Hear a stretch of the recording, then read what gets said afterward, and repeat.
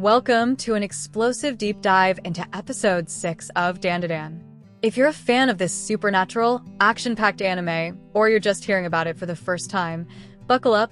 This episode has everything: humor, drama, and moments so intense you'll be holding your breath. Episode 6 picks up right where we left off.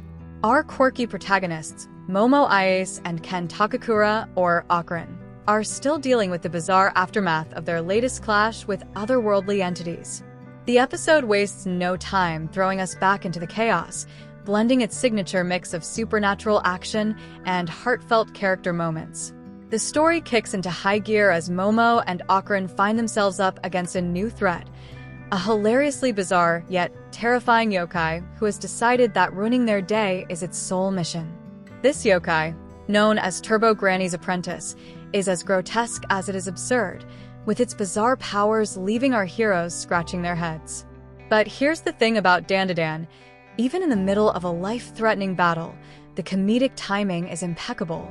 Whether it's Okarun's over-the-top reactions or Momo's deadpan humor, the laughs are perfectly balanced with the stakes.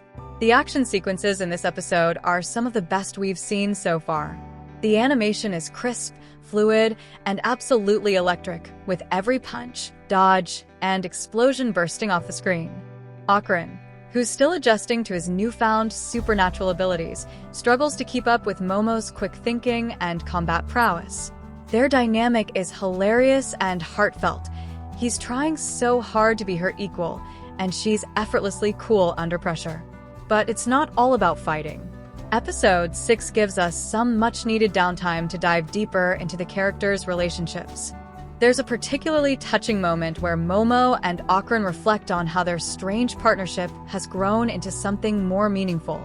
Momo's tough exterior cracks just enough to show how much she cares for Okarun, while he, in his awkward yet endearing way, promises to protect her, even if he's still figuring out how.